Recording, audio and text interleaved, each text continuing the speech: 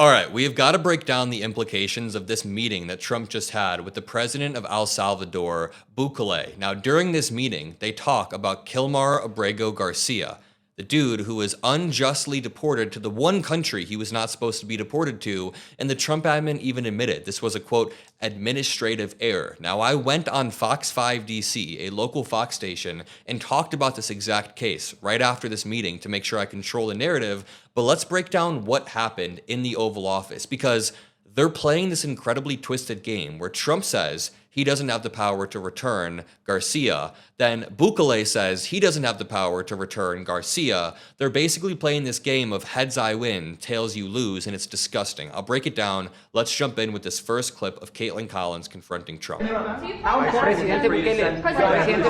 hear the question from this very low-rated anchor at CB. Thank you, President. Do you plan to ask President Bukele to help return the man who your administration says was mistakenly deported? The man who was mistakenly deported to El Salvador? Well, let me ask Pam, would you answer that question? Sure, President. First and foremost, he was illegally in our country. He had been illegally in our country. And in 2019, two courts, an immigration court and an appellate immigration court, ruled that he was a member of MS-13. They apprehensively ruled that he may be a member of MS-13. Is she going to mention how they also ruled he can't be deported to one specific country that he was deported to? If she's going to mention these rulings, she has to mention, right? She has to mention the fact that they also went against these same rulings. And he was illegally in our country. Right now, it was additional paperwork had needed to be done. That's up to El Salvador if they want to return him. That's not up to us. The Supreme Court ruled, President. What do you mean it's not up to us? Dude, you're sitting next to the president of El Salvador right now. You're saying it's up to El Salvador. Trump could just turn over to El Salvador and say, I'm going to tariff you if you don't bring him back. This is a man who has a family in the United States. By the way, he's not an MS-13 member. He left El Salvador when he was, I believe, 16 years old. And he grew up in a rough environment, and MS-13 would have killed him if he went back. This dude wasn't 13 years old out there being a gang member. That if, as El Salvador wants to return him, this is international matters, foreign affairs.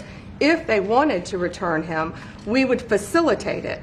Okay, then put pressure on El Salvador to do it. Then look at what happens when Bukele is asked about this. How can I smuggle a terrorist into the United States? I don't have the power to return him to the United States. He is not a terrorist. There is no proof that he's a terrorist. He has multiple children in the United States. He was a hardworking dude who had never even been arrested. The one time he was detained outside of a Home Depot, he was let go immediately, and he got a few traffic violations.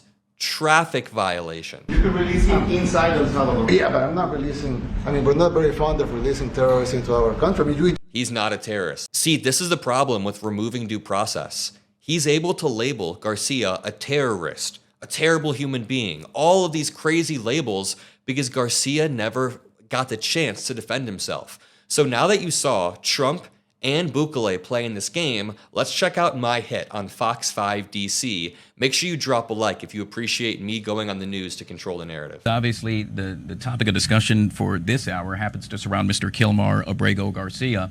You heard the president actually speaking about it. He is sitting, or rather sat down with the El Salvador president, Bukele, to have this discussion, flanked by none other than the Secretary of State, Marco Rubio, and the Vice President, J.D. Vance. With regard to what they had to say, I'm curious, your take on all of that.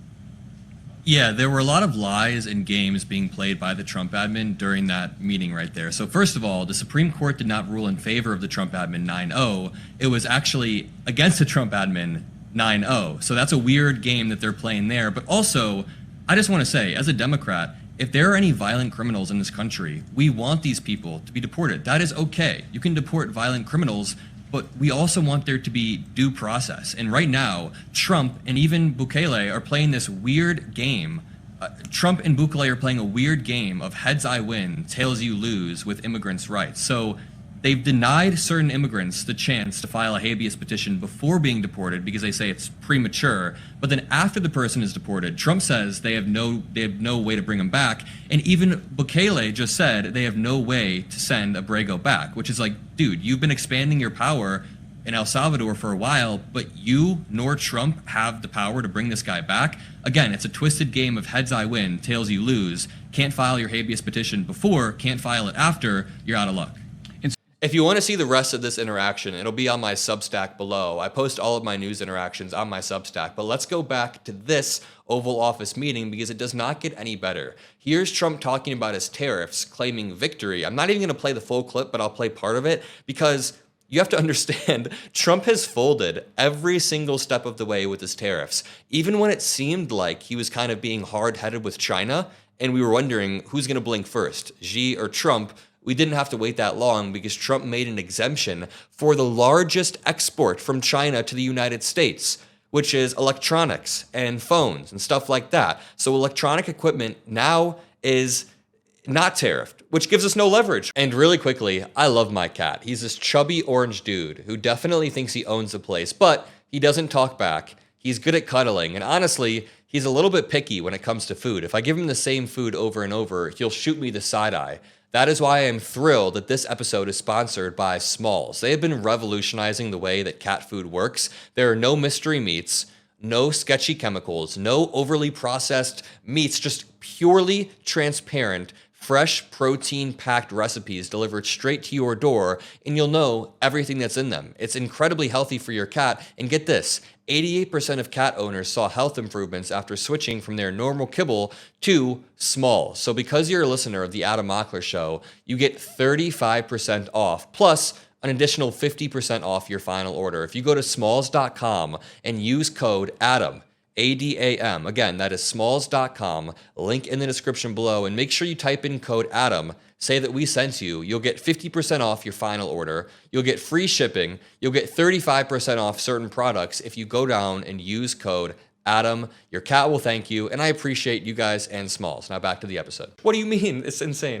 Question? On tariffs? No, not you. Not Oh, and by the way, I haven't pointed this out yet, but he's very, very nasty to Caitlin Collins throughout this entire interaction. Look at Caitlin tries to ask a question right here, and he shuts her down.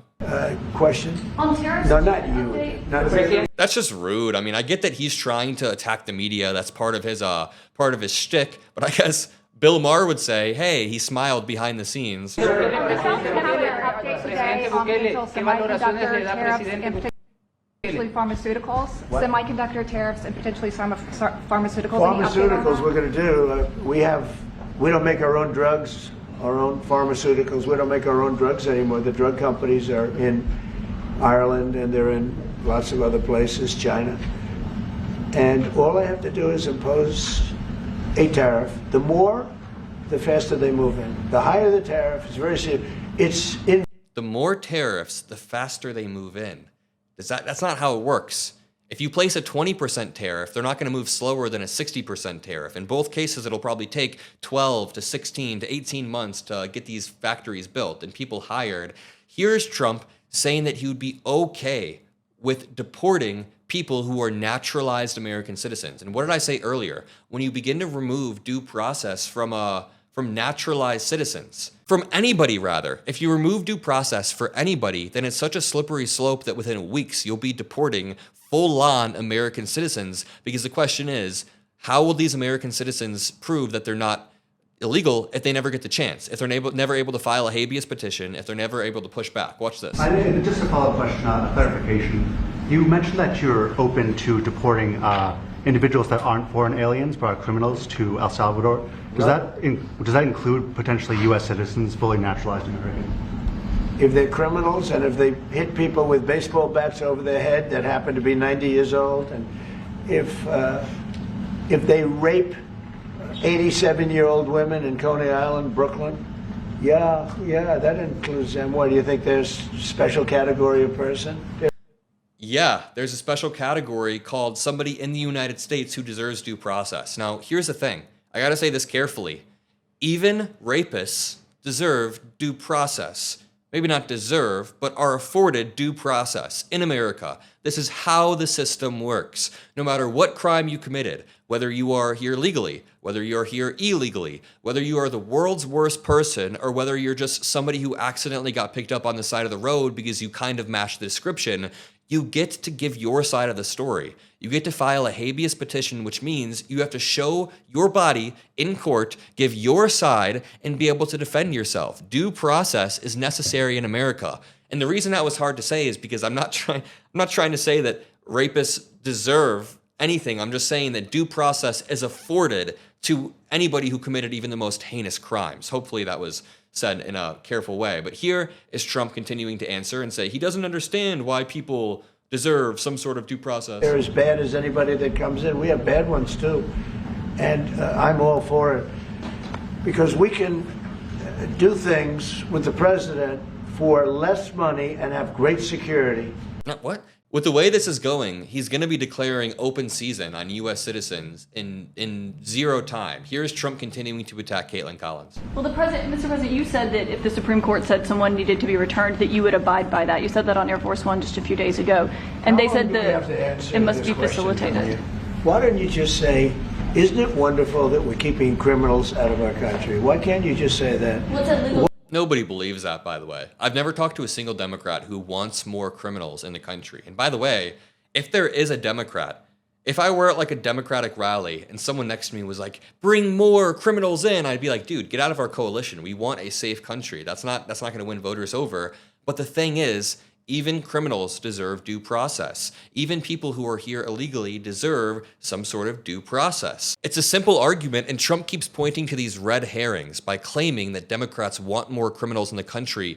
Never fall for that argument. Never concede that argument. Never even give an inch. No Democratic politician has ever said there should be more criminals. Was that Obama's platform in 2014? Oh yeah, no, Biden said in 2022, we want more criminals. Nobody's ever said this, is my point. But I'm going to leave it at that. Drop a like, subscribe to help boost this video. I'll see you all in the next video, and peace out.